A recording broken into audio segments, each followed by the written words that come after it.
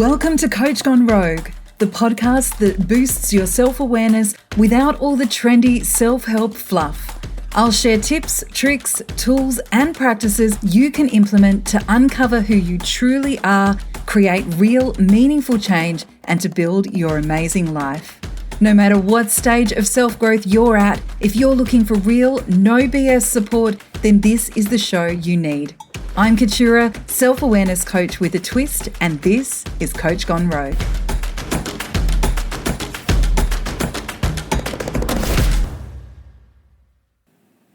Are self-improvement and self-acceptance actually opposite ends of the scale, or can they work together to make your transformations even more powerful? That's what I'm going to be talking about today after receiving a question from one of the listeners who would prefer to remain anonymous. However, this anonymous listener sent in the question, I'm working on my self-improvement but keep getting sidelined by the self-acceptance message. The contradiction between improving myself and accepting myself feels like it makes me stop in my tracks. What are your thoughts? I love this question, and it is something that I've considered myself in the past. Am I improving, or am I accepting myself just the way that I am? They can seem like opposite ends of a spectrum, but what I'm going to do today is hopefully switch your mindset up a little bit and maybe change your perception of what these two things actually mean so that you can see that when they are combined, they work together really well and can actually be incredibly powerful when you're looking at working on yourself or working on any sort of transformation or self-growth.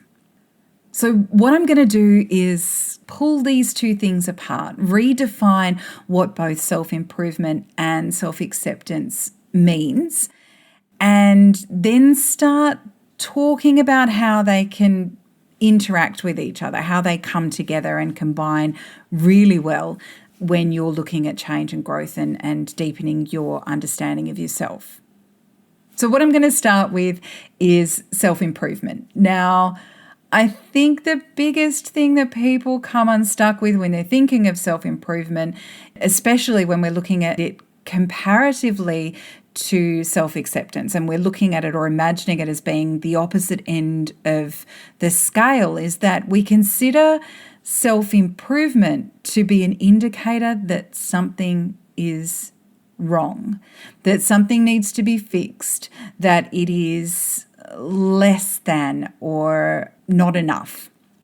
So if you're starting with self-improvement with a consideration or a mindset attached to that there is something wrong or that there is something that needs fixing and that you have some resistance to that, then it can be really hard to then balance that out with self-acceptance. Depending on what is motivating your self-improvement and what that entails, it could be that the perception that you have is a little bit skewed. So if we look at self-improvement as part of an ongoing self-growth, self-reflection, and deepening of the relationship that you have with you in whatever context, however that looks, then it is an ongoing practice. It's not something that you do once and you move on from.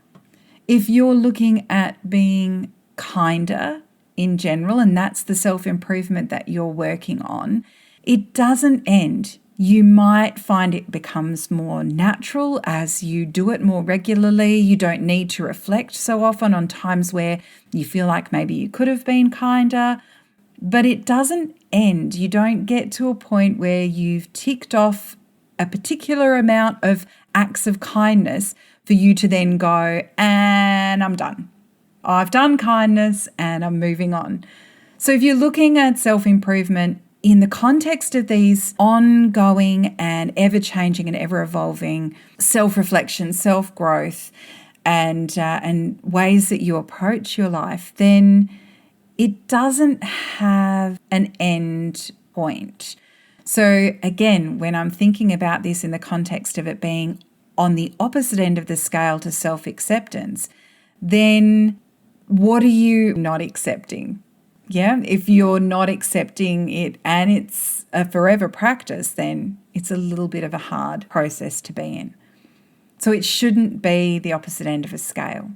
When it's an ongoing and lifelong practice, then self-improvement is perpetual. It doesn't stop. It's ever changing, ever expanding. You might not have the exact same motivators or outcomes in mind as you work through it, but it's an ongoing process. However, if you're looking at self-improvement and you're using that term as it relates to specific, actionable and ending goals, then that could also be where this barrier is coming up for you, where if you've got a really specific goal that has an end date in mind that aligns with self-improvement, then if you're considering that you will stop doing this thing when you achieve this end goal, then that might be where this self-acceptance and self-improvement clash is happening for you. So let's then have a look at self-acceptance and dig a bit deeper into that to see if we can unravel this for you a little bit more. So what is self-acceptance? It's really about acknowledging and allowing things to be the way that they are right now, whether it is who we are as a person, our situation, our mindset, our limits, our challenges. It is recognizing and acknowledging them as they are in the present. Now, I will say that I do believe there's a difference between self-acceptance and settling. So this is where I see self-acceptance and self-improvement kind of merging together. I don't think that accepting is going, oh, well, whatever, this is the way it is, like it or lump it.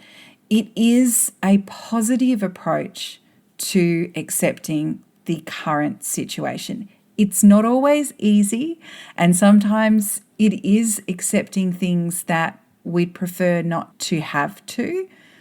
But if we consider what the opposite of acceptance is, then that can also help understand how self-acceptance is actually the seed for change.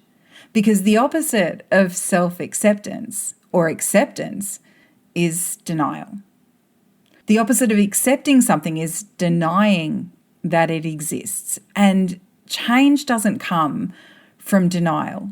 Change comes from seeing the reality of the moment, accepting that that's what it is. And the opposite of that is really halting.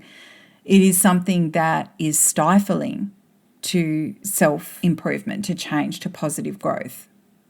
Now, when I talked before about self-improvement being ever-evolving, unless it's linked to a goal that has a specific end result, it is constantly changing. It is not something that you do once. And so if you are resistant to acceptance, then you are suggesting that acceptance only comes at an end result.